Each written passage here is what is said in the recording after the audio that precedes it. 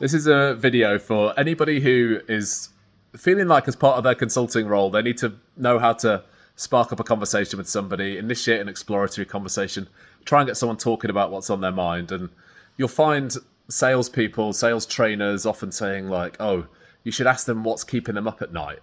I'm like, frankly, I think that is a nonsense question. Like, not many people are so engaged with their jobs that they're lying in the middle of the night, like anxious and fearful about something. Like, if I'm waking up in the middle of the night, I'm worried about my kids, or I'm worried about like something that's going on in my personal life. And that's me. Like, I own my own business, right? I'm running my own business. Most people just doing their jobs are not lying awake at night. So it's a bit of a nonsense question. I think we should retire that question.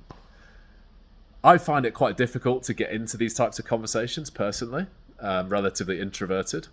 And so I've kind of looked into this over the years to try and figure out ways to initiate a conversation like this. And there's people in America will say things like, oh, you should ask someone like, what's got you excited at the moment? And they say that initiates a really positive conversation.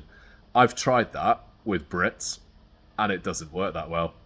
I don't think Brits really like talking about what's got us excited. We prefer to have a bit of a complaint about the weather and a whinge about something.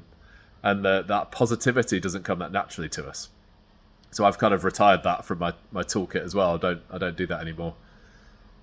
One thing I saw recently, which has got me thinking, and I've started to experiment with this, is the idea that asking somebody a question actually makes them a bit defensive. It puts them on the back foot. It puts them under pressure.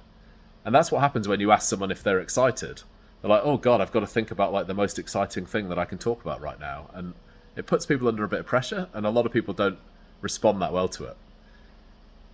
If you flip that and you make a statement, now people really love correcting a statement, or people love throwing their opinion in response to a statement. It's much easier for people to react to. So one of the things I've started doing is not asking questions so much and making statements. And now you can decide how far you want to push this. You can make a statement which you know is patently wrong and that is going to make someone react and they want to talk about it. So, I don't know, take a topical thing at the moment, like the tube drivers are on strike in London at the moment, right? So if you went up to a tube driver and said, oh, I've heard driving the tube is the best job in the world and you get paid a fortune for it, you're going to get a reaction from that person. You're going to get their opinion pretty quickly, right?